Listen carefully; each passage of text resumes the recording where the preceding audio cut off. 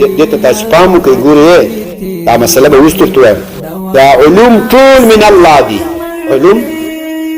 که دیني علوم دي که عصري علوم دي دا ټول د چا له طرف نه راځي دې په دلیل ځان پوه کړئ دیني علوم خو قرآن حدیث ده قرآن الله را نازل کړی حدیث الله نبی اسلام ته وحی کړی ده وما ينطق عن الهوى ان هو الا وحي يوحى فقه احکام دا استنباط له قرآن له حدیث نه ده او فقه په دې کې مجتهد لزام نه لګيږي هغه صاحب خلک غریبان خبر نه کیږي تاسو به د اصول دوره وکړو ان شاء الله یا دې سم تحقیق وکړو چې دا اجتهادات دا ځاني خبرې دي او کاغال ته په قرآن او حدیث کې بنیاد لري هم ځاني خبره نه او دې به په داسې دلیل اثبات وکړو ته به مرتاحان شو خو به خبر نه هغه غریبان هم سم په خبر نه دي پوي بیرته راځي خپل دا ټول علوم د الله له طرف نه دي ګوره زلان درته وایم دا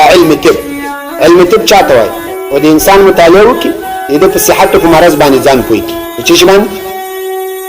د انسان په قوانینو ځان پوي کی انسان کې هغه قوانین چې د زده کې د صحت او د مرض او دا ډاکټر څو کنه شو او هغه ټول نه کې زده معمولی زده کې اوس دا چا چې دا قوانین په انسان کې پیدا کړو دغه تم او ځان په پوکو د تم عالم وایو او دا قوانین څه وذکرې دي هغه مهر کړی واضح القوانین له ذات ته کدا کاشف عالم له ذات ته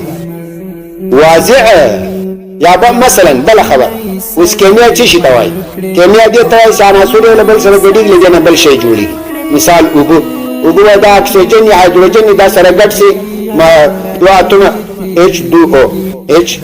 دو هایدروجن یو اکسیجن دا سره یوځای سي لدنه اوبو جوړ سي کا اوس دا شان سي چاز د سي دا کیسه سي د سي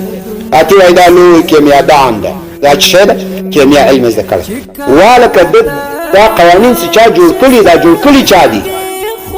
دا دوه هایدروجن یو اکسیجن چې ګډ سره دي چې وبو جوړیږي دا د کیمیدان دا قانون جوړ کړي کدا بل چا جوړ کړي ته خو خالد ځان پی پوي کو قانون خلق تعالی تعالی وذکر اند دغه قانون مطابق وبو خلق کړي دي موږ غواضع خالق هغه مهر کړي وای دا ډیر لوی پوي سره دا ولک خاوي پوي سره اصلي پوي څوک ده هغه الله ډیر لوی علیم ذات لوی عالم ده ټول علوم دا من الله دي یو علم د سنست د انسان به خلق کولای نسی انسان خالی په قوانین موضوعي مخلوقه دي بار تعالی ځان پوي کی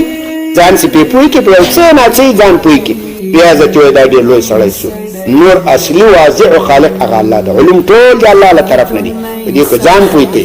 الله تعالی چې جې په جواز دي الله هر کړه الله هر کړه الله بلته هر کړه